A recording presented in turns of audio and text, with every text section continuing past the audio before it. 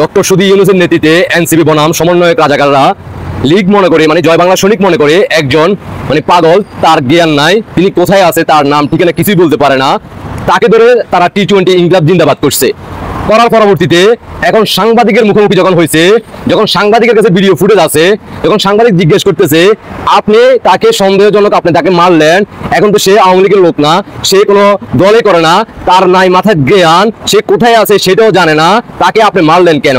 এখন তারা অস্বীকার করতে যাচ্ছে, মানে তারা মারে নাই, তারা তদন্ত করতেছে। সাংবাদিক জিজ্ঞেস করতেছে আপনি কি পুলিশ? এই দেশে তো আইন আছে, আপনাকে কে দায়িত্ব দিল?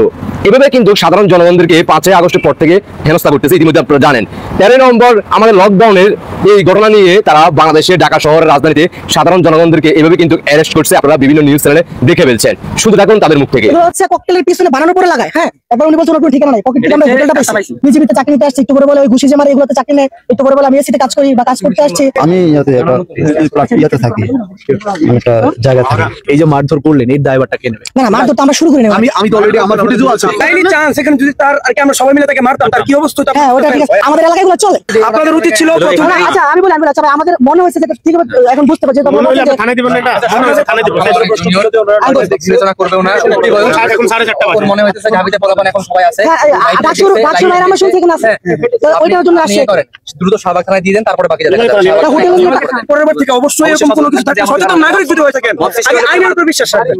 আমরা ঢাকা বিশ্ববিদ্যালয়ের শিক্ষার্থী, আমাদের প্রক্রিয়া আমাদের সেফটির জন্য। বুঝার চেষ্টা করুন আমি কোনটা বলতেছি। আমি ভাবছি যদি উনি আসলে অসহায় থাকেন তাহলে তো উনি ওনার যা মেন্টালি যে সমস্যা হচ্ছে যদি আসলে হয়ে থাকেন, আমার একটা প্রশ্ন হচ্ছে যে আপনি বলছেন যদি উনি মানে সম্পৃক্ত হয়, যদি উনি সম্পৃক্ত না হয়, এই যে মারধর করলেন এর দায়ভারটা কে নেবে? না মারধর তো আমরা শুরু করি না, আমি তো অলরেডি আমার ফুটেজও আছে। আমরা শুরু করে এটা বলছি, কথা আসতেছে না কথা। আচ্ছা আমি মানা করি নাই বলতেছি আমরা তো শুরু করি নাই। হ্যাঁ, তো যদি উনি স্বীকার না করে কথাবার্তা এই জন্য আমরা দিছি, এরপর যদি কিছু স্বীকার স্বীকার কি আপনার দায়িত্ব? সেটা কি আপনার দায়িত্ব? আপনার সন্দেহ হচ্ছে আপনি পুলিশের কাছে এটা ওনার পক্ষে কি ওনাকে বলেন না, এটা আমরা থানায় দিয়ে দেই। এটা পুলিশ তো ককটেল চিনবে। এই কই এটা তাইনি চান্স এখানে যদি তার আর কি আমরা সবাই মিলে তাকে মারতাম, তার কি অবস্থা হতো? হ্যাঁ ওটা ঠিক আছে। না আমরা তো প্রমাণিত না, প্রথমত ভাই আমরা আসছি যে একটু যুক্তি নেওয়া থাকতাম তাহলে এই ছেলেটাকে এখানে আপনি নিয়ে আসছেন এবং তারপর চেক করবেন। তাহলে কি ভাই আমি বলি তাহলে কি এখন থেকে আমরা বড় বড় দোষী করে বললাম ভাইয়া? আপনি তার উত্তর দেন। আপনি আমার এখানে শাহবাগ থানার পাশে জি মাসুদের নাম্বারও আমার কাছে আছে। জি আপনি আইনটা কেন নিজের হাতে তুলে নিয়েছেন এটা বলেন। আমরা তো ভাবছি যে আসলে এখানে আমরা বুঝি তো হবে না, না আমরা তো প্রথম বলছি ভাই, আমরা প্রথম আইসি বলছি আমরা আপনাদের কাছে বোঝার জন্য আসছি এটা কি করা উচিত, কথা আমাদের ভুলে গেছে। আচ্ছা আমি আপনাকে একটা কথা বলি, সারা রাত ব্যাপী সারাদিন ব্যাপী প্রশাসন কিন্তু টহল দিচ্ছে জি নিরাপত্তার জন্য। আমি আপনাকে ইনফরমেশন দেই, আপনি যেখান থেকে আনছেন বলছেন সেখানেও সেনাবাহিনী একটা ইউনিট ছিল, পুলিশের ইউনিট ছিল, আপনি সেনাবাহিনীকেও জানালেন না, পুলিশকেও জানালেন না। ইটস ওকে, আপনি 9টা থেকে বলছেন আমাদের 9টা থেকে 3টা এই সময়টা পর্যন্ত কাউকে জানালেন না, নিজেরা ধরে ঢাকা ইউনিভার্সিটি নিয়ে আসেন। ঢাকা ইউনিভার্সিটি কোনো আদালত না।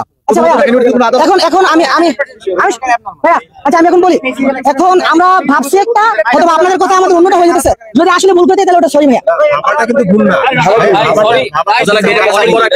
এখন বিষয়টা এমন হয়ে গেল এখন অপরাধটা আমরাই করছি। আমি একটা কথা বলি, না না আমি একটা কথা বলি, আপনি যদি আপনি ও কিন্তু হিন্দু, ও কিন্তু একজন হিন্দু, তো সেই জায়গাতে একটা সাম্প্রদায়িক বিষয় ছড়াইতে পারতো। আচ্ছা আচ্ছা ভাই আপনি আসেন আপনি ছেড়ে দেন,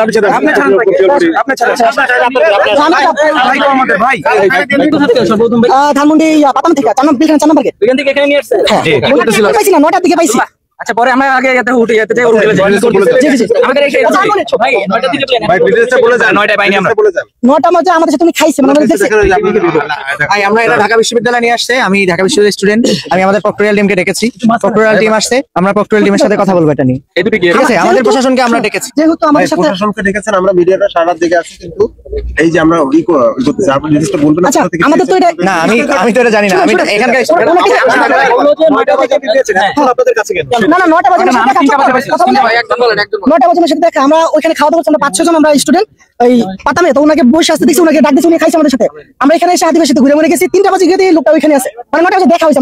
কি শুনলেন তো, জয় বাংলা সৈনিক ভাই বোনরা দেশে প্রবাসে যেখানে থাকেন সর্বোচ্চ শেয়ার করবেন, বাংলার মানুষ দেখতে হবে জানতে হবে। আর এই লোকটি হচ্ছে একজন হিন্দু ভাই বন্ধু, দৃষ্টি আকর্ষণ করে বলবো রুখে দাঁড়ান, গর্জে উঠুন, এই বাংলার মাটি থেকে রাজাকার মুক্ত করুন। আপনারা ইতিমধ্যে 5 আগস্টের পর থেকে অনেকভাবে আপনারা হেনস্থা হচ্ছেন, তার কারণে আপনাদের অনেক ভাই বোন আপনারা হারাইছেন, ইতিমধ্যে আপনারা সবাই অবগত আছেন। তাই দেশবাসীর দৃষ্টি আকর্ষণ করে বলবো এই রাজাকার বংশের সন্তানদেরকে এই বাংলার মাটি থেকে মুক্ত করেন। আপনারা সাধারণ জনগণ যারা 5 আগস্টের পর থেকে ক্ষতিগ্রস্ত হয়েছেন রুখে দাঁড়ান, গর্জে উঠুন, এই বাংলার মাটিকে মুক্ত করুন। আশা করি বুঝতে পারছেন। আপনাদের ব্যক্তিগত মতামত অবশ্যই কমেন্টে জানিয়ে দেবেন। আল্লাহ হাফেজ।